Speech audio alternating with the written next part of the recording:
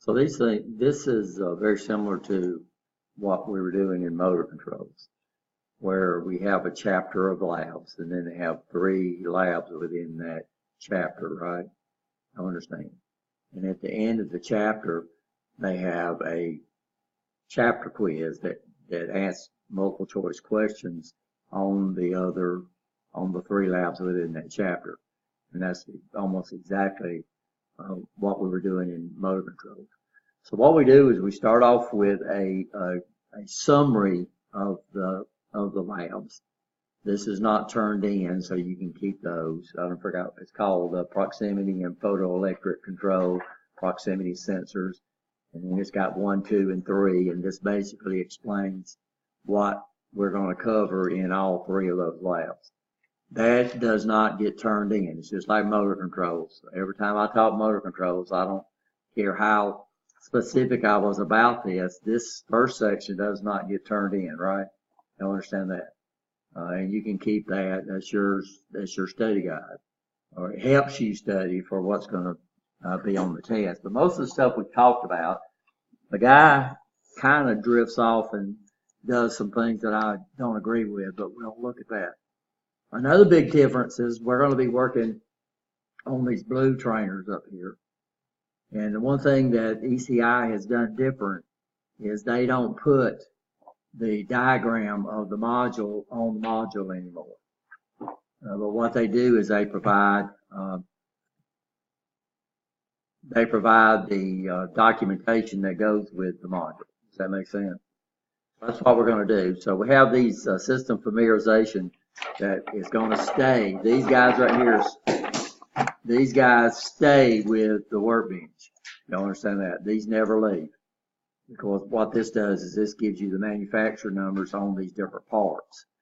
So when you look at the circuits that we're going to be wiring up, they have no numbers or anything on it. It's going to be just like in motor controls. If I taught you, is the first thing you do before you connect a circuit is you put in the manufacturer numbers for every part, right? You understand? Everybody understand that? And then what you do is, if you look at the lab procedure, is you set up, you identify line numbers, and then you do the cross-reference numbers that's in there, right? Everybody understand that? Yes or no? Any questions on that? Huh? Identify numbers on what you're giving out. No, what you do is you get a lab, okay? So when you pick up a lab, so yes, you probably might know what I'm talking about, but from the question, it sounds like we might have a problem. So here's the supplement, and then we come up here, and I look at this lab right here. So this is experiment number 1. This is the first one we're going to be working today. And then we come over here, and we go through the discussion, right? Talks about this, and then it comes up and actually gives you the circuit to wire. So this is the first circuit we're going to wire. Check this here, make sure it's what it says. Okay, so we're going to connect this circuit, a very simple circuit.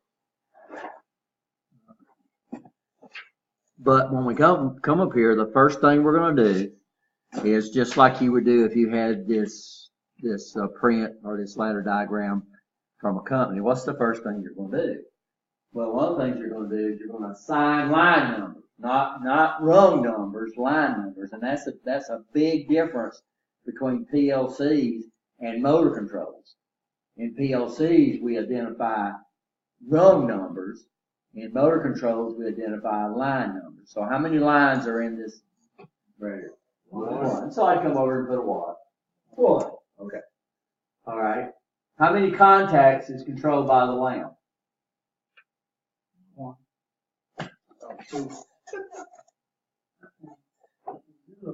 0. Lamps don't control contacts. So lamps do not control contacts.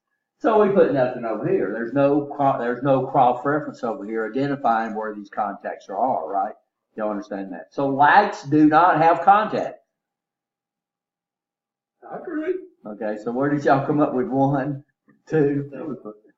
Then I come over here, so I've got this is the symbol for what? Proximity. It's a symbol for a solid state limit switch or a proximity switch. Yeah. Okay, you understand that? Well, how am I going to look that thing up? Well, how am I going to look it up? So I get a module and all it's got is numbers, 1, 2, 3, 4, 5. How do I hook it up? By the numbers, okay. So what you're going to do is you're going to go in and you're going to find that module in system familiarization, and it's going to stay with the trainer. So here's our solid state limit switch. I don't remember. I can't remember if it's. I think the one we're going to deal with is inductive. No, this is not system familiarization, really. Or was it? I'm not sure.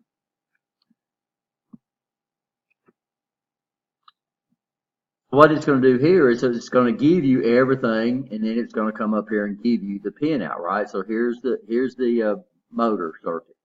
Here's the introduction to trainer components. So here we go.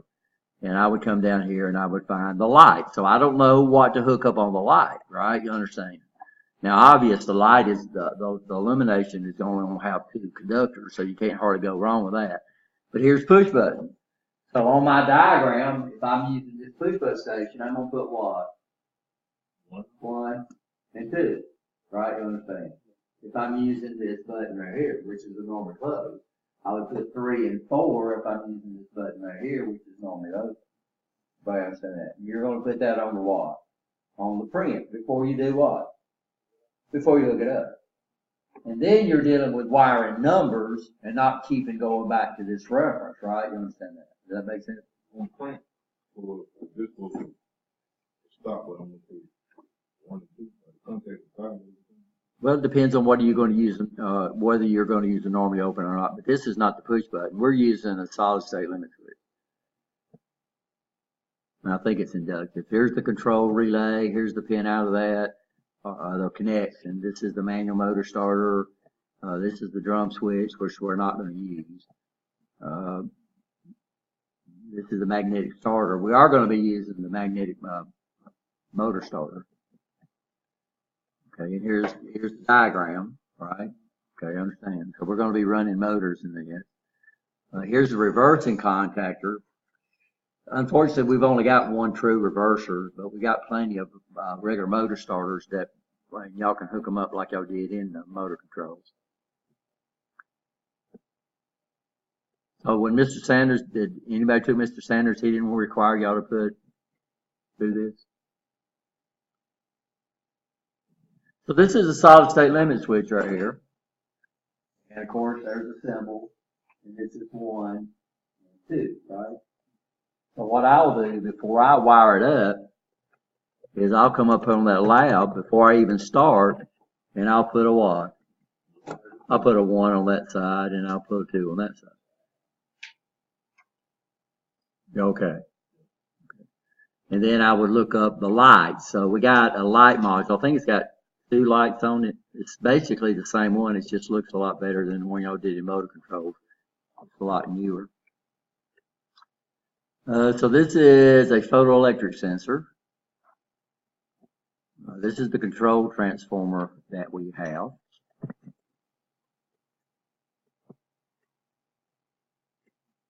So we're going to use, it's just like motor control. Your XF will be your L1 side, and your X2 will be your L2 side, right? So remember that. You use the L1 side. Now this is standard layout, by the way, of a transformer, of an industrial transformer. The primary, or the H is the what? The high side, and X is the what? Low side. Well, that diagram is H1, H2, H2. Well, it depends on what you want to wire it for. Okay. So if we're going from, it depends on what it's set up. The motor control trainers is 440 or 440 or 220. And so if we're going to wire it for 220, then what we would do is we'd wire them in parallel. If we're going to wire it for 440, we'd wire them the primary and secondary. So it all depends on the transformer. We have to look at this and see if the 2 voltages is available on that. But I think the thing is already wired for it.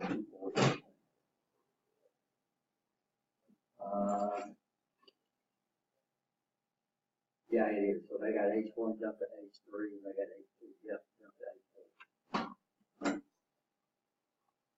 So that means it's already wired for high voltage for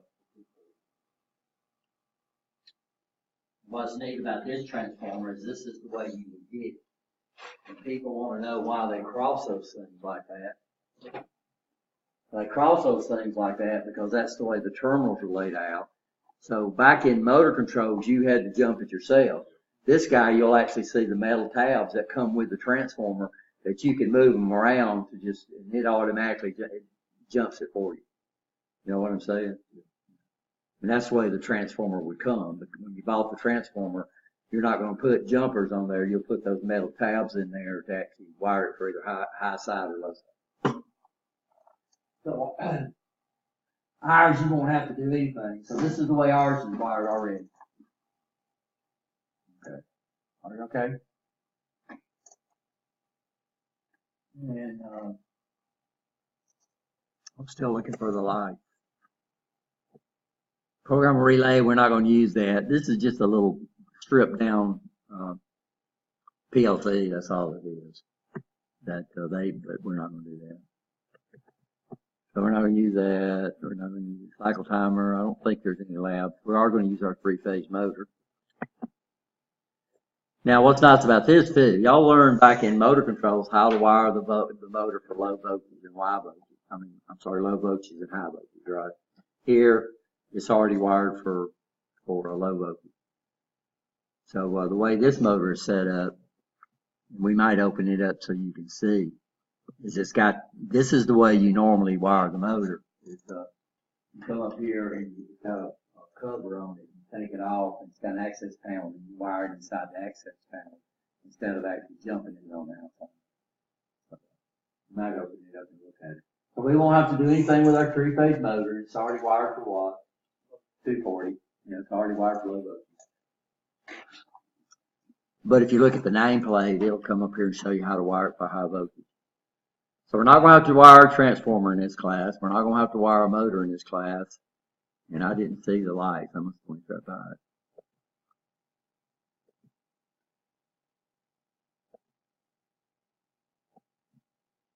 Transformer, we're not going to have to wire because it's already wired for us. We all have to connect these guys, right? There's certain, we have some sensors that's not in here. We have temperature sensors and flow sensors, but we'll look at that. And I think we got the data sheet on the temperature sensor.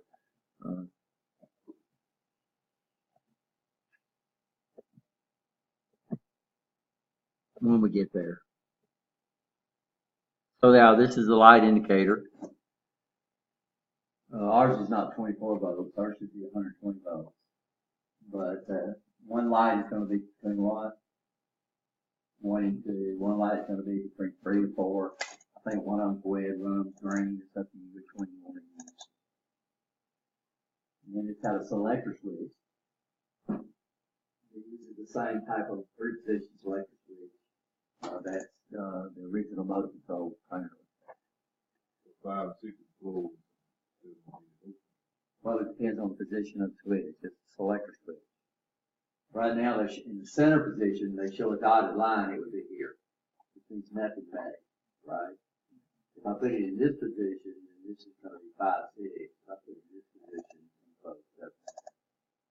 it's a selector switch. Okay.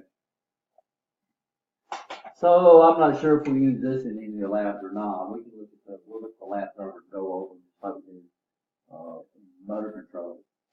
So the time on the lab would be, but that's what I'm expecting out of you. So anytime you got a relay, you got to put cross-reference numbers out there on the right? Everybody okay? And then you're going to identify line numbers. And we're not going to do wire numbers, which they would do on a motor control print. What we're going to do is we're going to do manufacturer numbers. And once you got your manufacturer numbers in there, it makes it a lot easier to connect correctly, right? And you're not trying to constantly trying to monitor where you're at. And it makes it easier for me too, for figuring out if you've got problems with the circuit, if the circuit is wired correctly.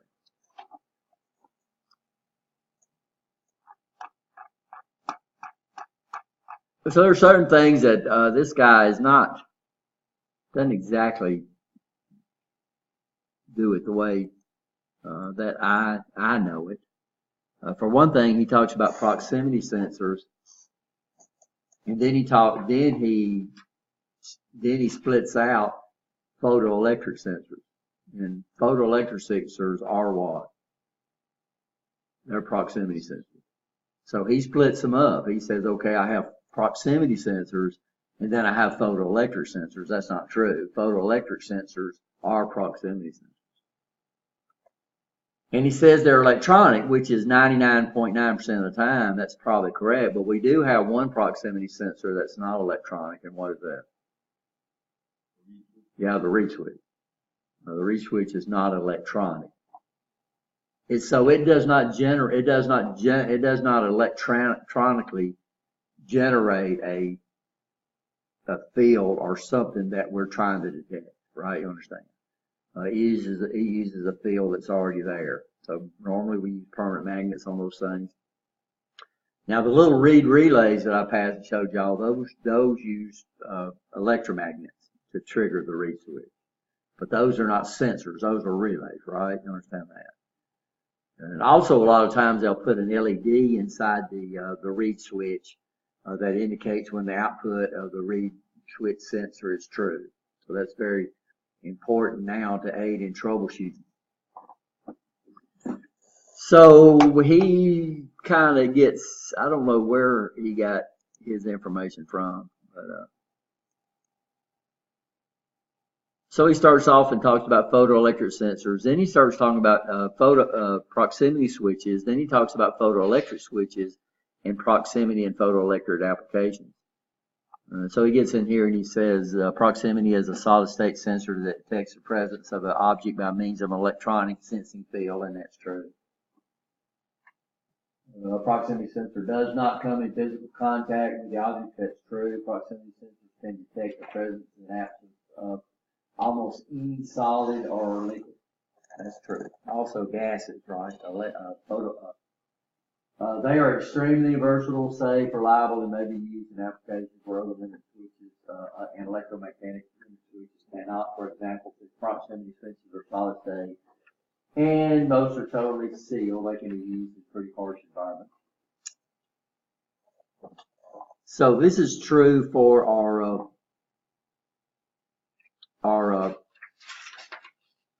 inductive and capacitive, right? You understand that?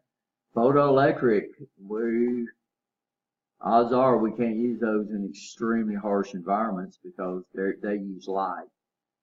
So they got a transmitter, they got a receiver, and it's just like the windows on your car. You have to do what?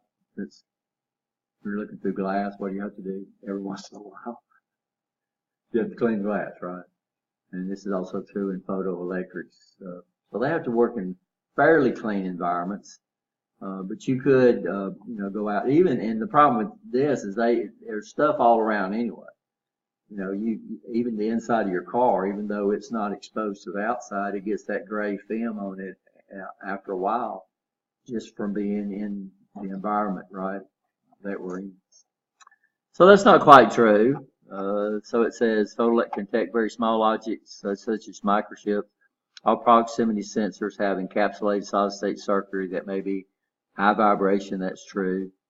To meet the applications required, proximity sensors are available and sort. That's true, right? You understand that. Then he goes into photoelectric sensors, but photoelectric sensors are what? They're proximity sensors. So he split this up, and he says it's a solid-state. I guess it might have been a huge sensor that can detect the presence of an object without touching the object, but it does it with a what? It does it. I'm on the first sentence. It detects the object by using a magnet. So the big advantage of photoelectric is, like the through the beam, is that most of your capacitive and your inductive have a very limited range, right? You get into your through the beam, these guys, I think I told you about the one at US Steel that ran, must have been at least a football field in length. We were using a through the beam. But the fuse is limited in range, right? You understand that?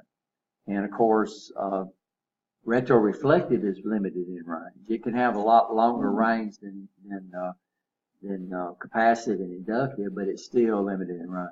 So as far as our photoelectric sensors go, your through the beam has the ability to have the longest range, followed by your retroreflective, followed by your diffuse. So the fuse would be the shortest range, right? But it's usually longer than capacitive sensors. And all the rest of it is okay. Photoelectric sensors and proximity sensors, so see the photoelectric and proximity. We know, we've already talked about, so we got the electronics, it's usually inside the tube, it's got some way to mount it. Then we got the sensing element out here, that would actually sense either light or it would sense, metals, or it would sense other things. Then what we do is we got to generate an output that goes out to our control device. And of course, that output is either going to be an AC output or a DC output, right? AC outputs, we're either going to use relays, which I can't remember seeing a proximity sensor with a relay output, and I'm not saying it's out there. It can very easily be done. Or it's going to be what they call a triac output. And a triac output is just an electronic AC switch. Could be an SCR. SCRs, I have to see that because SCRs are kind of strange. The way an SCR works is that we have to forward bias it. So we have to make the anode positive with the cathode, but it don't turn on until we gauge it. You got to gauge it. The problem with an SCR is once you turn it on, it's on until you drop it below what we call a holding current.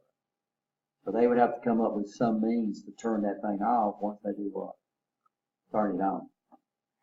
So most popular are these guys right here. We've already talked a little bit about these, NPN and PNP. The NPN is also known as what type of sensor? The NPN is known as a sinking sensor.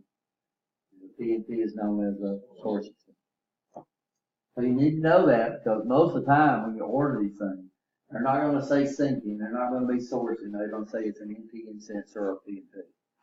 And if you get the wrong sensor for your circuit, then that's going to give you problems, right? Especially into a PLC. So NPN is sourcing. No, NPN is sinking. Sinking. Sinking. Yeah, PNP is sourcing. Those are sourcing sensors.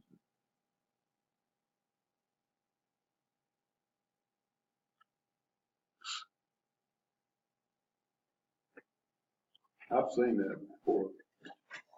Yeah, we talked about it, especially like in AT, in 208 in troubleshooting. You took that class. And, so this is about all we'll look at this. It talks about AC sensors. The problem with solid state sensors, if I'm using a true switch, how much voltage should a switch drop? Should a switch drop? None. Yeah, a switch should drop none. So a limit switch should drop none, right? You understand that. A push button should drop none, right? You understand.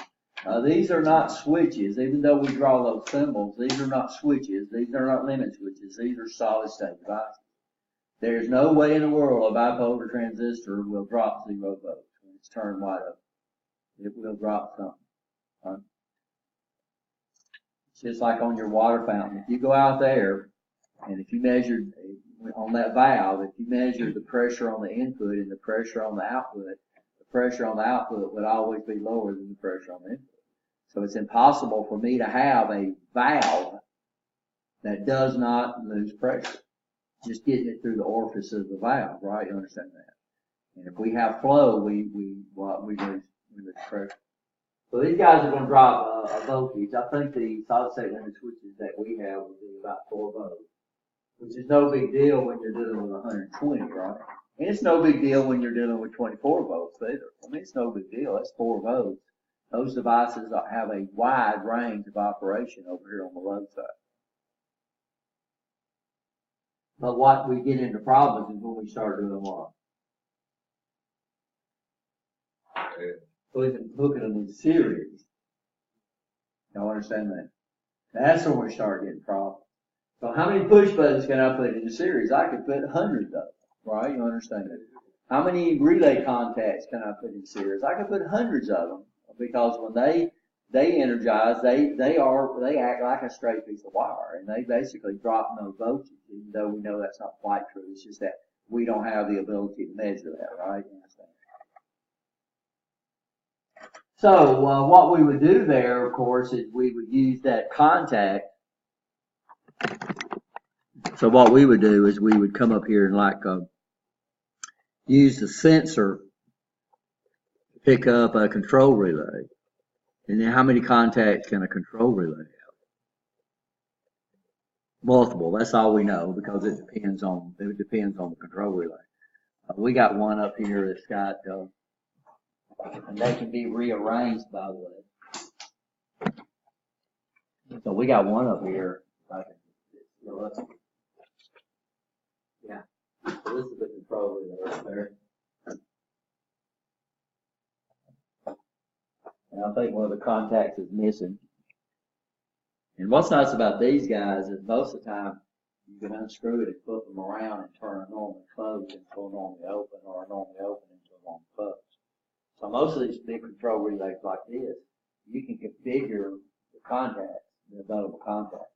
The control relays that we're using, I think are, 3-pole? I think they're 3-pole.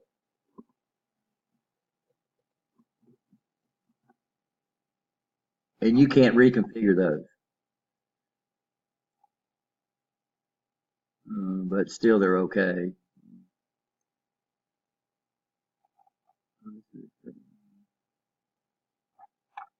No. So if we looked at on the system familiarization, we'd see that the control relay that we're using has a fixed number of contacts. I think it's 3-pole. 3-pole double throw. I understand that contact. So that means there's 3 contacts in there, and you can either use it as a normally open or a normally closed. So what we can do is we can allow our proximity sensors to energize a control relay, and then we can use the contacts of the control relay, right? You understand that, to in as many circuits as we want. That all makes sense.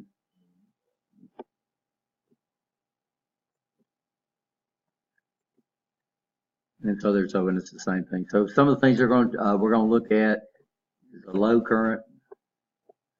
Well, these sound like a test question. But what's load current?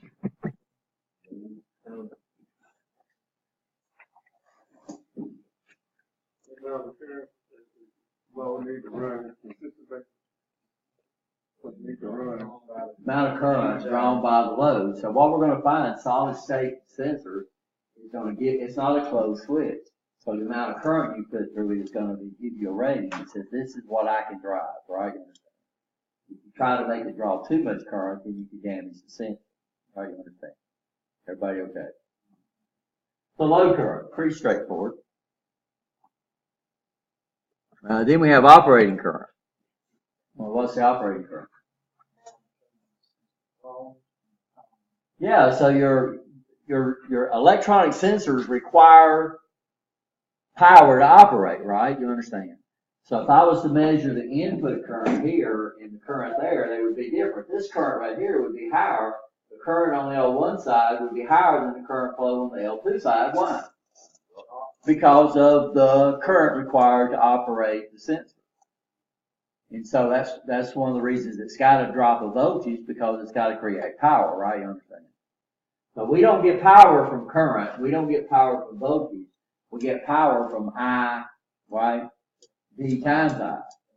So anything that actually does true work has to drop a current, voltage and current has to flow through it. So then we have what we call the minimum holding current. Now this becomes true on solid state sensors that are not externally powered, which would be this guy right here. How do I know a sensor is externally powered? I'll have 3 wires. We'll have another wire coming out the top and going over here to L2. Is that wire on that to the line? Huh? Is that the wire to the line? Yes, it is. Anything that moves horizontal is a line number, right? You know, most of the time I've seen it on the top, but I guess it could legally be drawn on the bottom also. So what we're doing is if we see 3 connection points going to our sensor, then that indicates that it's a powered sensor. But these solid state limit switches, your capacitive and your inductive, those guys actually draw power that is flowing through it, right? You understand? So your capacitive sensors and your inductive sensors are going to be 2-wire sensors, and they drop a voltage.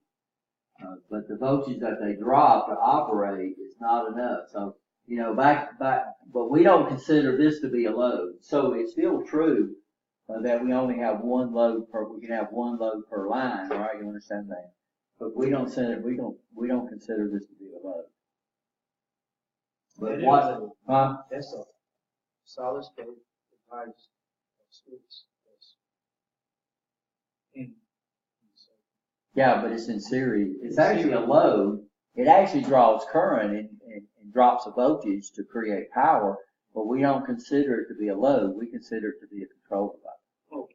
But what we have to be careful with solid state sensors is that we can't come in here and put 100 of them in series like we could contact, right? I mean other types of sensors like limit switches.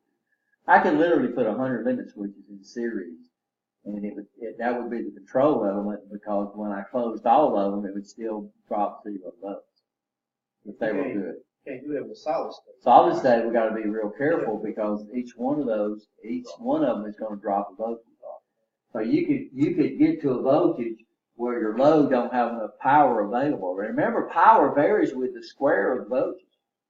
If the voltage goes down, it's 1 over the square, right? You understand that? If it goes up, it's times the square. So it means if I half the voltage, if this guy here is set to operate on 24 volts and I only give it 12, then it's gonna get 1/4 of the power that it needs to operate. Only 25%. So this sucker's not gonna do a lot. Yeah, it's gonna be on, but you're not gonna be able to see it. A light bulb, you'll be able to see it. You won't be able to see it because the light will be what? So dim. A relay won't even pull in. So in motor controls, you were supposed to do a lab where you put 2 light bulbs in series, and that's what you was trying to do. You're trying to see when you drop below the holding voltage of the relay when it would drop out, right? Y'all remember that lab? But just about every class somebody says, well, the lights are not even coming on. Well, why aren't the lights coming? Well, they are. It's just that they're just so dim that you can't see them, because they're only producing a very small amount of the power that they need. So the holding current would be more in line with a capacitive sensor and a inductive sensor, because those guys operate off of power. So if I put a big old load over here, right, you'll understand. And then this guy right here, I don't have enough current flow to generate the voltage drop to get the power for the sensor to operate. So that's what they're talking about here, minimum holding current. So when I look at that, it means whatever load I put over here, it's got to let at least that current flow. If that current does not flow, then what happens? Then the sensor is not going to operate, because you haven't maintained what we call the minimum holding current. That makes sense? Does it make sense? So the minimum current is the current required to keep the sensor operating. That's all it is. How would we find that out? What do you mean, how would you find that?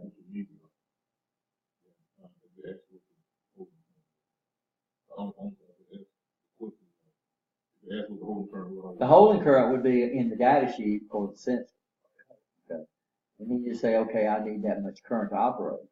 Okay, and then you come over here and you put something over here that's got a mega ohm worth of resistance. Right, 120 volts mega ohm worth of resistance.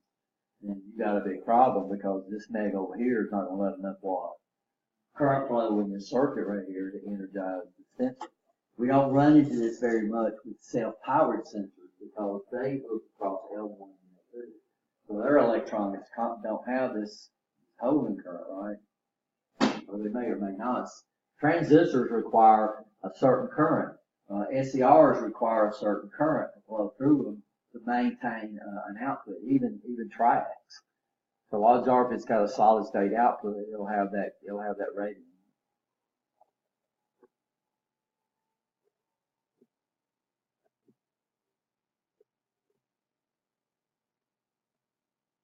Okay, so that's basically all of that. So let's go back and look at the actual lab. I'm gonna close this off.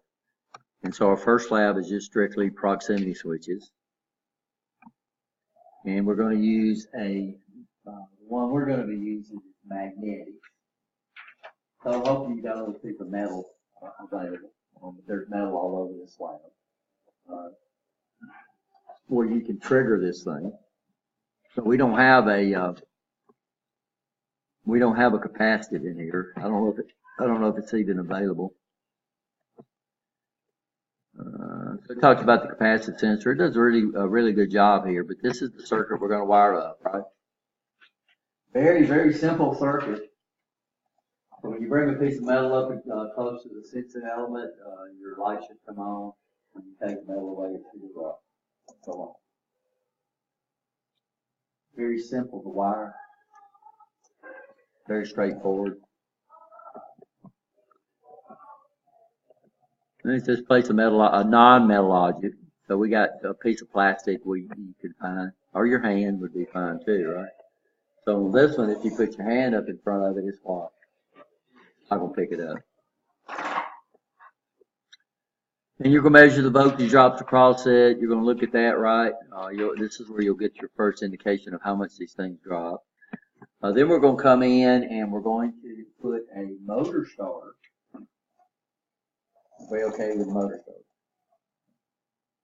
Of course, this is wired internally on our motor starter, so we'll come up here and we'll find our motor starter. We got plenty of motor starters.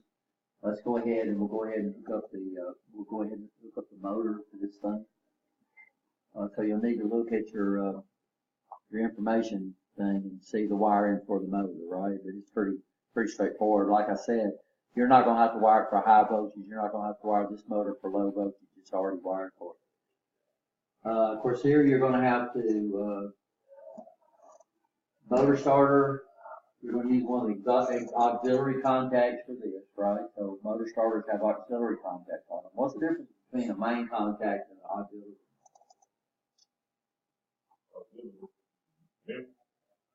Could be anything, but auxiliary contacts are not rated at high current. They're not high current contacts. Your main contacts are the ones that's designed to be in your power circuit, right? You understand that? So most of your control circuits have basically make up of two circuits. We have our control circuit. This hopefully is a lower voltage and a lower current, right? You understand that? And then we have our power circuit. And so we'll use these relays. Basically, we're getting power gain out of the relay, right? You understand? So I can come over here and energize this relay. It might have 2,000 ohms worth of resistance, pulls less than an amp, pulls milliamps. But the contacts could be controlling 1 amp, right? You understand that? So relays, we get power gain out of the relays. Relays are really neat because we can get power gain out of the contacts, right? You understand that? Or we can change the voltage that we're running. So I could hook up a DC motor to this guy. It has the power contacts don't care if it's DC or AC.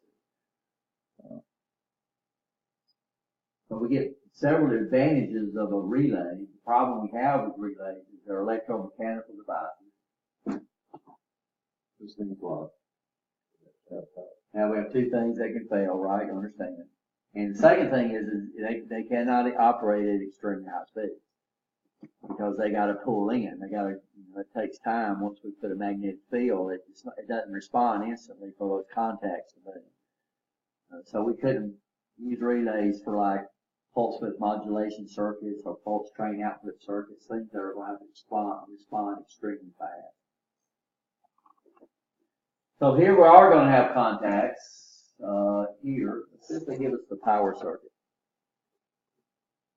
So I might need to put that. What you'll need to do is draw the power circuit. Everybody know how to do that, right? Okay.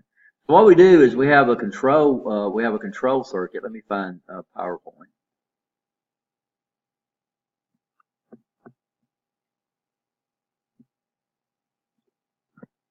So the control circuit is given to us.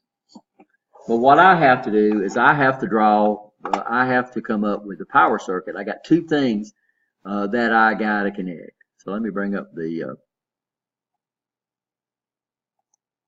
this guy here. And we'll go and find the motor starter, not the reverser. We'll find the motor starter.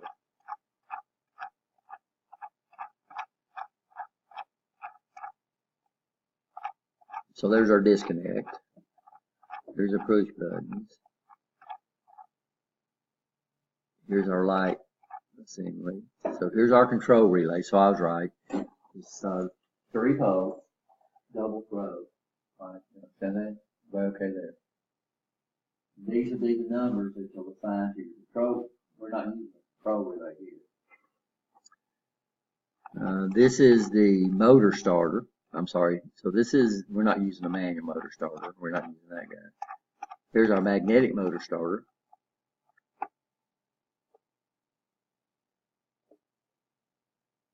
This is the auxiliary contact. We have this auxiliary contact. These are auxiliary contacts.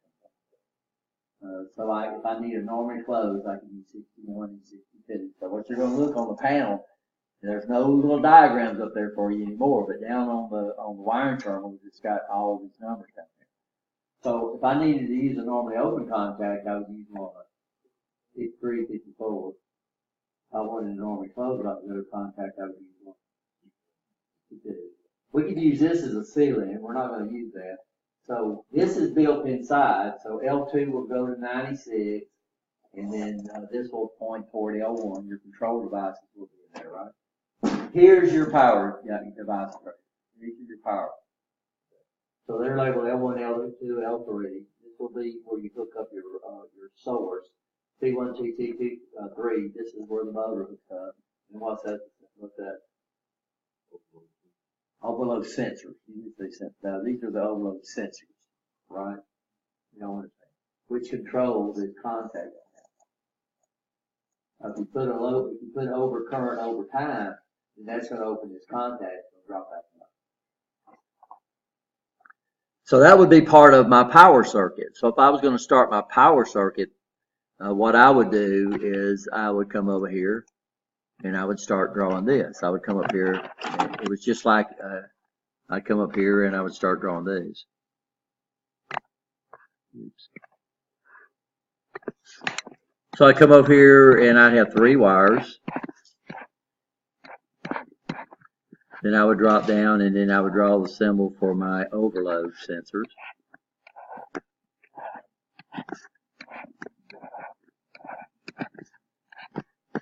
And then I would come down to my motor. And then I would label things, right? You understand? So I would come up here. Let me find that. Now this is pretty easy. I'd come over here and do what? My power circuit. So up here would be what? L1, L2, L3. This right here would be what? M or whatever you call your motor starter. This right here would be what? T1. This right here would be T1, T2, T3. Are we okay? So this would be my power circuit.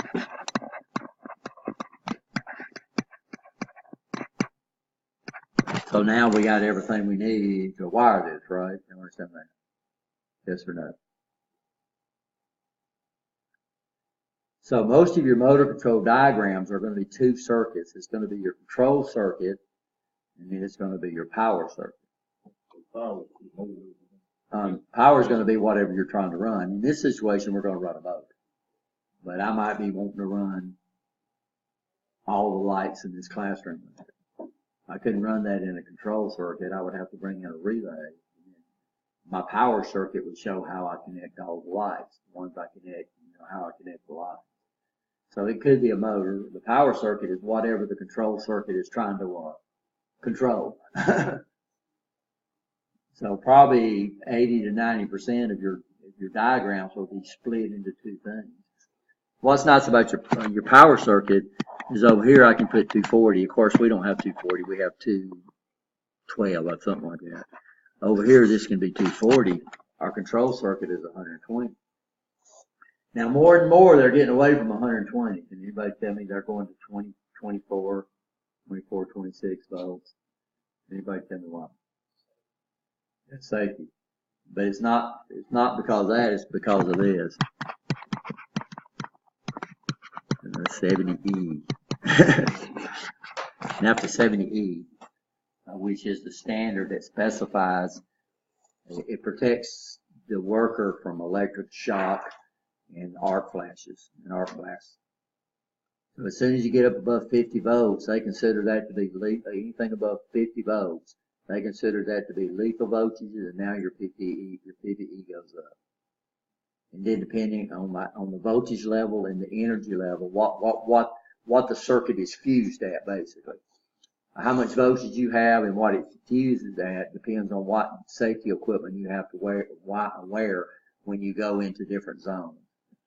So they have different zones, restricted zones. I'd have to go back and look.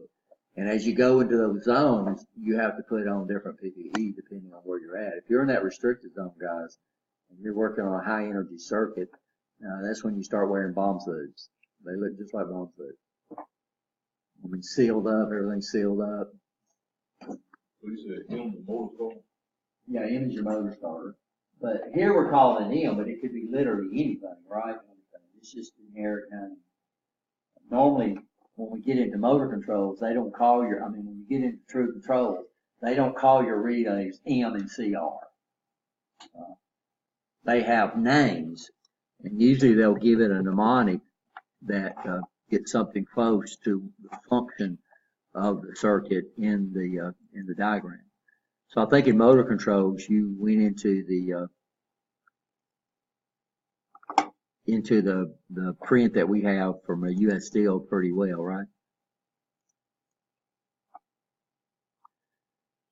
So these are relays over here on the right hand side. And what I like about these prints, so you don't see any CRs, you don't see any M's, right? You understand that? What do you have? You have mnemonics, or you have names that basically comes in and gives a relay a name. Okay. And so this is a really, really good example.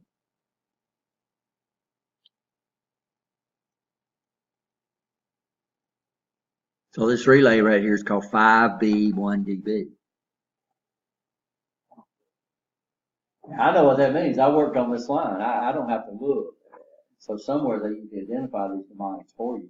This is number 5 bridle, number 1 dynamic braking coil. This guy here controls the dynamic braking on a motor.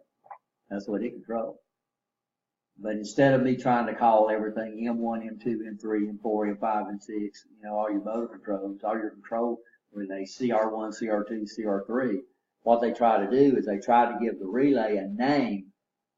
They try to give it a name, right? You understand? That basically gives you an indication of what it does. Now, what they did here, which was pretty neat, is they put the mnemonic chart over here on the left for this page. So they tell you what each one of these relay mnemonics stand for. Mnemonic is a term, starts with an M, so the M silent. I know we love the English language. It's MN. And what a mnemonic is what we call a memory jogger. It's not necessarily an abbreviation. It's a memory jogger that we could do. So if you memorize people's phone numbers by these little cute little sayings, and those little sayings are what we call mnemonics. So we use a lot of mnemonics.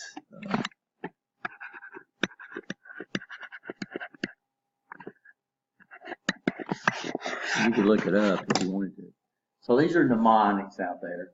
Basically, just memory joggers. So it wouldn't take you long to learn what those relay mnemonics were, right? So you'll see that in industry a lot. And motor controls, we use CR, we use CR1, CR2, M1, M2. But in real life, you're not going to run into that because that would be really hard to do, because now I see M5, what am I going to have to figure out? I'm going to have to figure out what motor that thing's running. But if I give the relay a name that tells us that gives us an indication of the motor or the actuator that's running, then I'm not going to have to do all that research anymore. So this is a really good example of a motor control diagram that actually is truly used. Of course, we're not going to use wire numbers. We're going to use what? We're going to do manufacturer numbers. So they tell us the same mnemonic. So now, not only do I get my cross-reference numbers over here on the left, I get my cross-reference numbers, right? Then I come over here and I say 137-2, and then I can come over here in 137-2, and I can find what? There it is right there, in that line right there.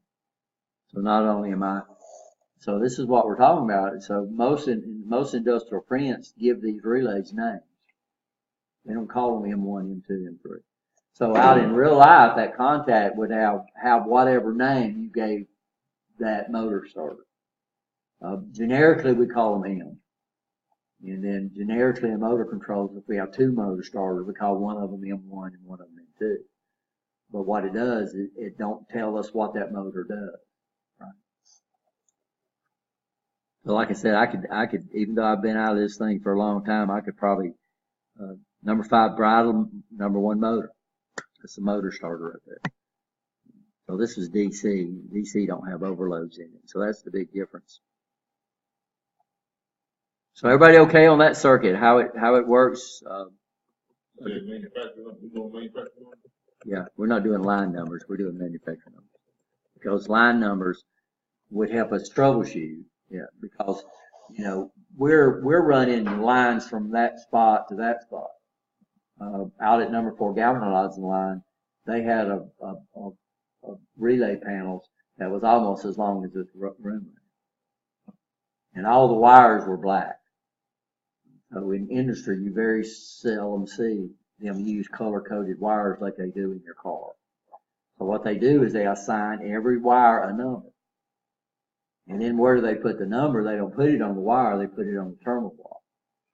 So if you ever look at the terminal block, all your terminal blocks have line numbers on them. That are wire numbers, excuse me. And people learn that, you're not looking for a spot, you're looking for a wire number. So if that wire number goes 47 different places, when you get on the meter, you're measuring all 47 of them at the same time, right? You understand? So there's a lot of people that think you got to get across something, but no, all you got to do is find the 2 wire numbers that you want on a terminal board somewhere. Now the Navy airplanes that we had, they stenciled the wire numbers. I think it was stenciled on the insulator of the wire. I think it was like every 6 inches. When they rolled that wire. So they didn't put them on the terminal boards because you could see it on the wire itself. But in industry, every industry I've ever been in, they use the same color wire.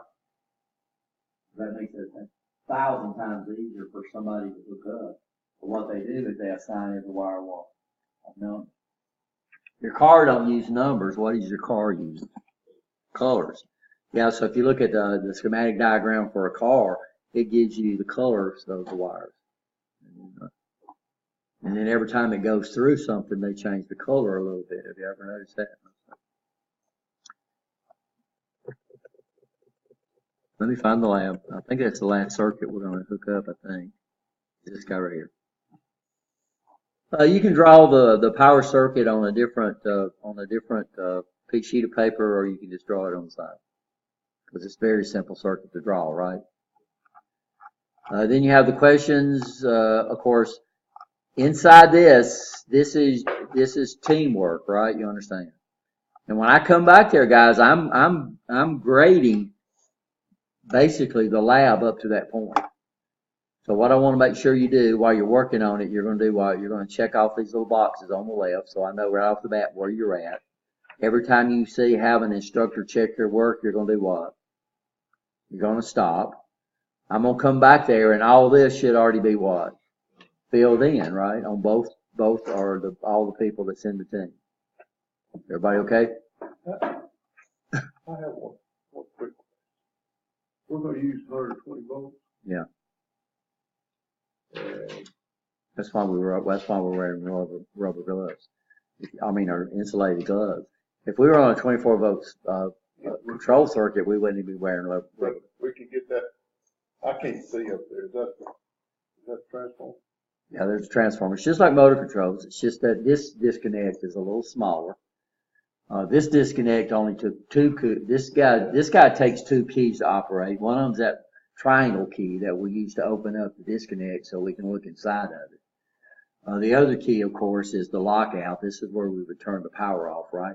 This is the same way, except instead of having the triangle key, they have two keys up there. We need to tag. Yeah. We need to find our tag. We got tags. We're supposed to. There's supposed to be tags in there. Of course, I don't do motor controls anymore. Mr. Sanders does that class now, so. There might be some over here. I hope so. We'll need to. Okay. If not, we'll run them off because but we need to start. I'm responsible for the lock, right? You understand? But you're responsible for the tag. Question, we gonna get rid of measure current. You know, vial on the ammeter, you know, just one or two. I don't know what you mean. Okay, maybe current or relay coil on the load is off. Okay, so what we're doing is we're measuring this relay coil, right? And we're measuring the current. Okay, so Okay, no. it's which one? Okay, so where can you measure current at then? It's series of these. Series. What you need to get used to doing is, I don't know where they tell you to do it. All it says is measure current, right? Since it's a series circuit, where can I measure the current?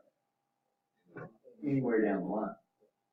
Now, normally what we like to do, we like to make our measurements relative to L2. And that way, you can take your black lead and just about everything you do and clip it on to L2, right? So what you probably need to do is measure right here. So what you do is you break your circuit right here going to the relay. It's just a piece of wire, right? It'll have a piece of wire on there. Your meter hopefully has two. You have your alligator clips for your meter. You should. Don't lose that. Most people lose those right off the bat. That would be the route to go. So hopefully one of your team members does that. If not, I think I got some jumpers in here that you can jump it. But you don't need to try to hold your meter on that wire, right? All you have to do is just pull this wire, this right here. Have your one of your leads over here, red or black? Black. I'll make it say so. How people get that? You can put the black lead if you want to over there. But the only time on your meter that black lead comes into play if you're measuring what? DC. It has nothing to do with the AC. The AC, you can put the black lead, you can put the red lead over there just like you do the black lead. Yeah, but what could be common? L1 could be common to your meter just as well as L2, right? Y'all understand that? So that is not circuit common, that's meter common. And I've had people do that. They say, well, you're supposed to put the black lead. I say, same thing. So AC has no polarity, so I can make L1 common. Even in DC, I can put the black lead anywhere I want to in DC. It's just that if I hook it toward power, then my measurements are going to be minus. Does that bother me? Don't bother me. I mean, I know I'm supposed to get 24 volts, right? If it shows minus 24 volts. So you'll see me, I'll hook a common in the center of something, and I can go here and I can go here, and you see people in DC, they'll go here, they'll go here, they'll go here, right? You understand? Hook it up in the center, you gotta measure across two resistors. You go over here, it measures positive, over here it measures negative, but negative is still the right voltage, right? So what's not, in the old days, when we had, analog meters, when we had the pointer meters, if you put it in DC backwards, you could hurt your meter. Because instead of going upscale, it would peg up against the stop on the left-hand side. And if it's enough voltage, it could bend your meter movement. It could bend your pointer. And then after that, everything was off, right? You understand? I got one out in the truck. Is it bent? Yeah, 20 volt. Well, see, if we have a problem with that, that's not, when we had the old analog meters, we put it on DC and we hooked it in backwards and it was high voltage DC, you could definitely mess up a pointer. But digital meters don't care, right? You understand that? That black lead only comes into play if you want the correct polarity when you're measuring what? DC. So yeah, if you put it, but it's a good habit. It's a good habit to get ready to, and it's a good habit to use the same, to use it the same way, right? You understand? Are you okay? One more question.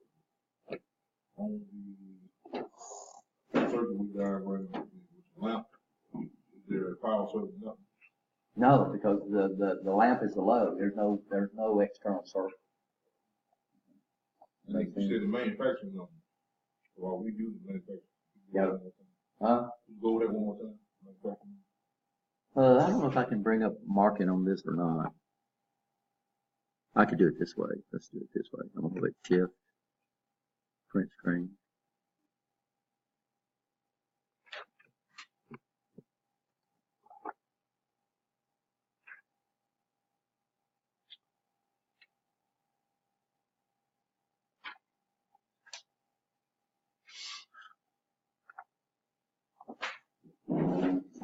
So here we go. I would come over here and I would look at this, right? And then I would go into my familiarization. Do I still have it up? Yes, I do. And I would come over here to my solid state limit switch. Where was it at?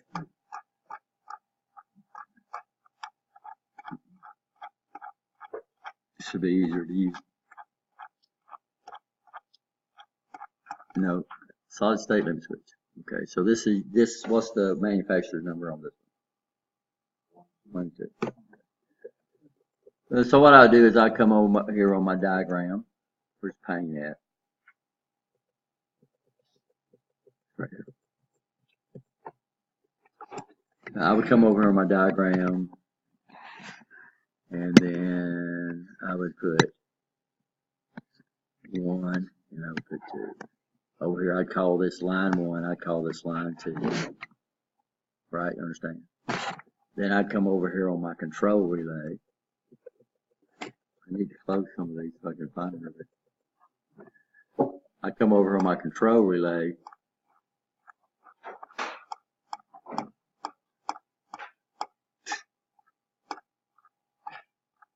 You know what I'm laughing about? Why am I laughing? No, because he wanted me to go over and then he did what? He walked out. So we'd come over here and then we'd put what? Here's my control relay. I'd put what? I think it's right beside it. Once you, I put 2 and 10.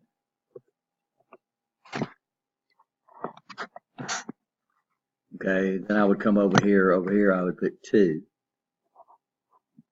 Because it's the control relay and its contacts in what? Line 2. Are we okay? And then I would come over here and I would find my motors. I'd find which relay we're going to use. I can use 1 and 3, I could use 1 and 6, I could use 11 and 9. It's up to you. So I'd come over here and let's say I'm going to use 11 and 9. It's up to you, right? You understand that? All you're doing is looking for a normally open contact. I would come over here to my motor starter. wherever it's at. I think it's on down here, ain't it? That's my manual motor starter. Here's my magnetic motor starter. And my coil is between A1 and 96. 96 is the L2 side. So over here, I would put A1. Over here, I would put 96. This right here, I don't wire because that's wired internal. And I'm through. Now, when I wire it up, I could say, okay, take a wire going from L1, hook it up to number one on your solid state limit switch. Somebody hooks that up. Okay, go from two to 2 on your control. From 2 to the solid state limit switch to 2 on the control relay. Go from 10 on the control relay to L2. Right? You understand? So now I'm through wiring that circuit. I'm not looking at my familiarization sheet anymore. I've got all that information here. So now I can come up and wire this really easy, right? You understand? And we already looked at the power diagram.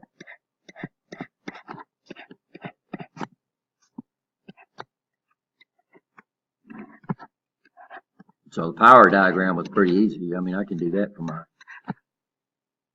my head. And you don't have to put the manufacturer. Well, you need to look at the manufacturer numbers on the motor too. I think it's just we can look it up. So we got T1, T2, T3 is ground. It's very simple. We're not going to use ground. There's no out in the industry. You want to ground the case of anything that's metal, right? So over here, this right here on my power diagram that I'm going to draw on the side, this right here would be L1, L2, L3. This down here, there'd be circles down here. That means it's a terminal. This would be T1, T2, T3. And then this right here would be L1, L2, L3. And that would be my numbering for my power circuit. So the power circuit here is very simple because all we're doing is going to run motor, right? I don't know if they say hook up the motor or not, but we might as well do that. Now we do have some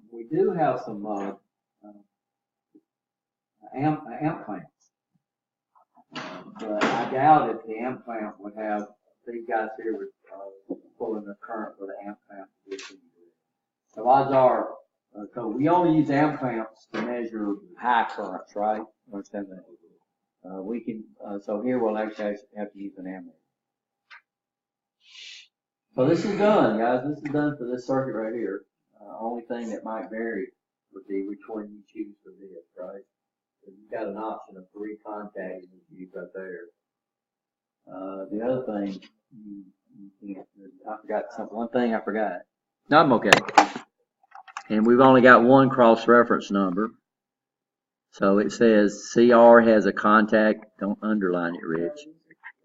I was trying to highlight it's what I was, then I realized what I did.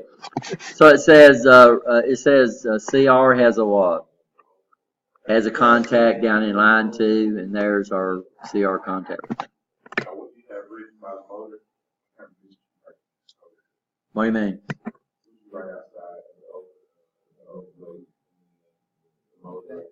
Right here. Oh, I'm sorry. We need to put what up here? Yeah, we need to put M. What's that? We need to put M on the contacts.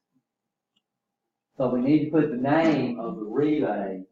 That now there's no. Why aren't there any contacts right here? Why aren't there any cross-reference numbers? No.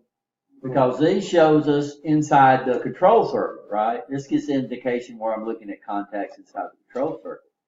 But what we have to do on our power circuit is we have to get the contacts the same name as the relay that controls that contact. So here, the name of this relay is what they've given you. They're giving you what? M. So that means on my power circuit, I need to measure this as what? M.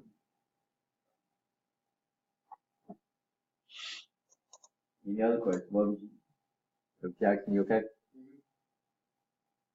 Now this is an A1. That was the manufacturer's number.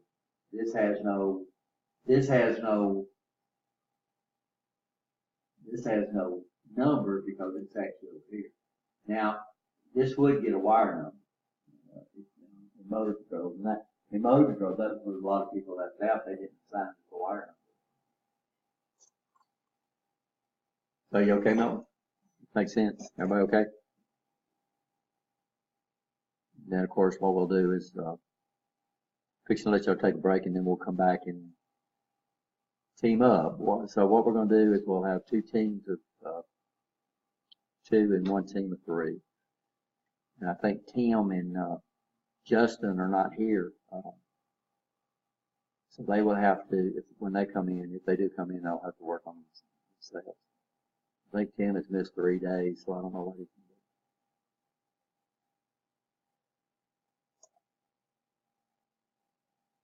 So we're going to work on the blue trainers. This one's kind of, so let's, since we don't need all those, we'll work on these first three right here. Is this experiment one? What's that? No, what we do is every experiment has its own lab sheet. So we'll have a different lab sheet for experiment 1. If you look at the grade book, every experiment has its own column. If you put multiple things together, then I have problems with my grade book. So every experiment has its own grade sheet. And then, of course, when you get to this bottom section down here, this is not a team effort. Y'all understand that? So when you start answering those questions, the lab questions, those are not a team effort. Now, if you're pulling stuff from documentation, I may expect to get the same answer, but that's, M1, M3, something like that. But if they ask you a question that requires a written answer, and I get 2 people that give me exactly the same thing, then what does that mean? In your own words, right? You understand? What a coincidence. Yeah, I've seen quite a few coincidences. Huh? I said great minds think alike. I found they might think alike, but they wouldn't record exactly the same thing. Now, if you were identical twin, that amazes me sometimes. Have you ever been around some of those people? I mean, they'll complete each other's sentences. It's the neatest thing you ever seen. I don't think I've seen it. Weird like that. It's a weird thing. Yeah, they'll complete each other's sentences. I mean, those do think alike. But I've never ever seen anybody, 2 people, except for identical twins, that would actually think alike. That would actually come up with exactly the same phrase. When you write something out. So avoid that. So working on questions together is okay, but put everything in your words. Now, when you come to that multiple choice thing, that is no working together on that quiz, right? Everybody understand that? At the end of chapter quiz, and that's going to be on lab number 3. So lab number 3 is going to have the chapter quiz attached to it. Don't separate those because that will get lost. You'll turn those in. And everybody okay? Any questions? Are y'all ready? Yeah, we'll take a break. When y'all come back, figure out what your teams are going to be. It's up to you. Like I said, today we'll work in one team of 2 and then one team of 3. And if Justin and Tim show up, we'll work. They'll be teamed together. We're going to turn it always. Only, Write your name on everything. only if you want them to get graded. So I'm going to put these system familiarizations. By the way, each one of these little trainers have drawers, so we can leave these things, these in the drawer, right? Is that new? Have they always had the little drawer? They've always had it. The blue ones have always had it. Never realized. But we need to clean them out and find some place to put that, because it's still got some stuff in it.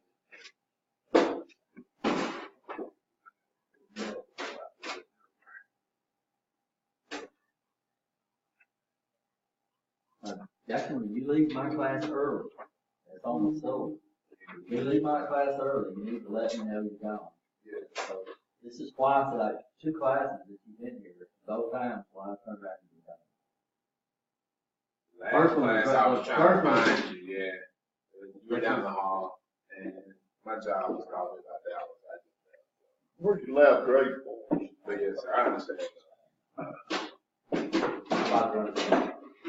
Or did I ran some. Lab grade. Someone that. Okay.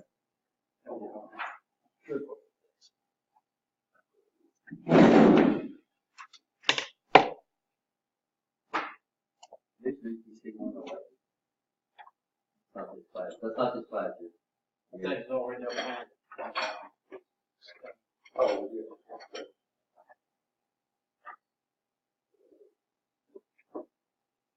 Or was it sort of,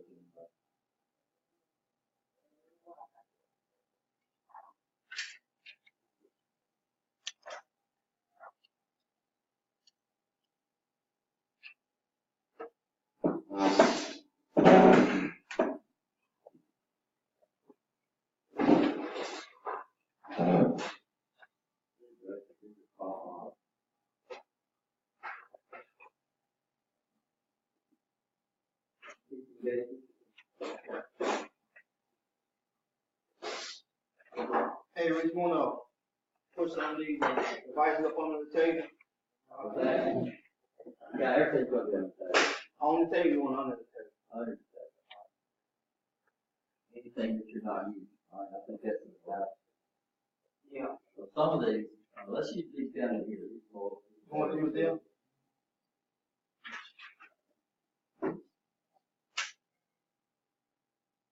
So right now, let's start on these two right here. Y'all can close out. I think that's a positive. Yeah. Take these off?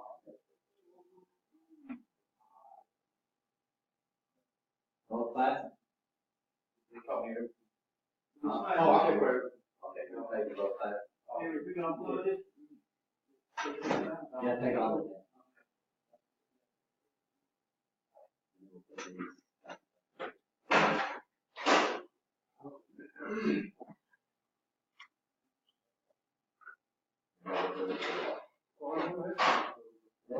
I didn't know you do around here. This is the lovely George, put all the stuff in the box up here, and I'll figure out what to do with it, like, see what I can do. Or it was concentrating.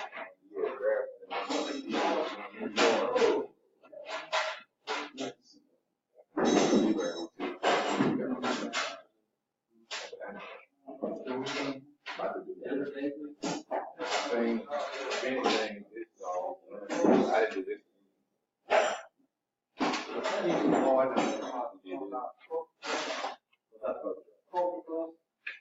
Profibus is just a bus.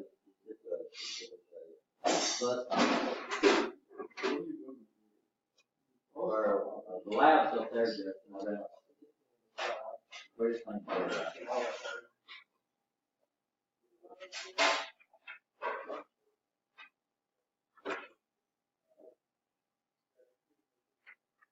What do you know about Profibus?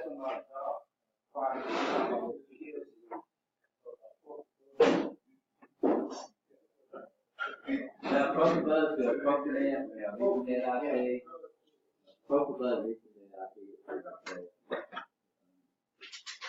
The other thing I'll George and put them in this box right here. And,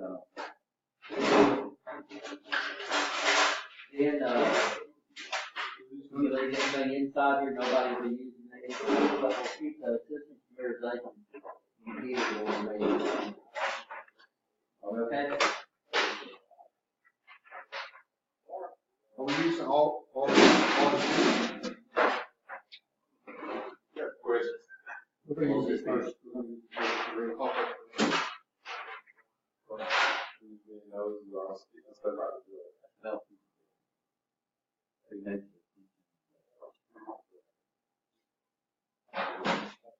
So you know that. I would have did that. That's the thing. This is what it's size. I realized Have you ever seen a Miller game? Yeah. So it comes in all different sizes. Same. What you do is come up here and slide it in. Mhm. Adjust it, touch it to the side. And you have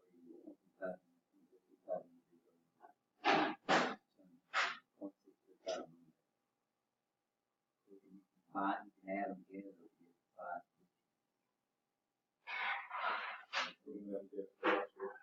I call that a field. Oh, yeah. There's probably machines. That's a separate. Yeah, it's straight. I don't know what it is.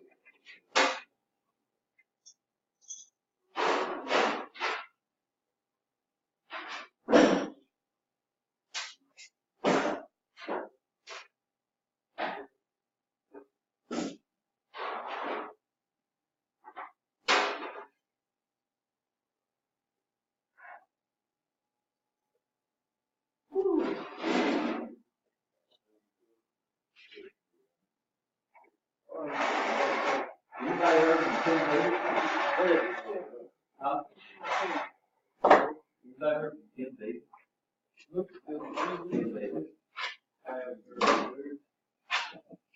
That's the guy that was, that's what we do as our PLC. What's that? Sort that as our PLC.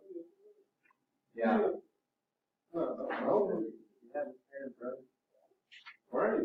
We got an entire airport. It's like it's braid, not full braid, at one time.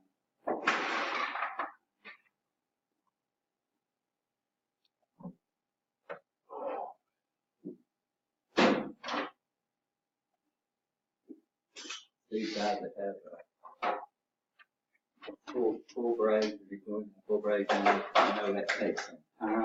There's a lot of our weddings, you can tell them. Then you can see some of them where they braided all the way down to the, and they've got hundreds of them things. They're saying, how long do I have to take it and share it? What depends on Oh, yeah. Talk about. shop. Whole day, we just got done, and now they might cut it in half. It might be like 10 tattoos. They do it in shifts. So they'll come in and braid So some. they do it all in, like, my niece is great. I mean, It's a work day. it looks good. I like it. Even on guys. I mean, to me, They sit on taps and all for 8 hours, 8 hours,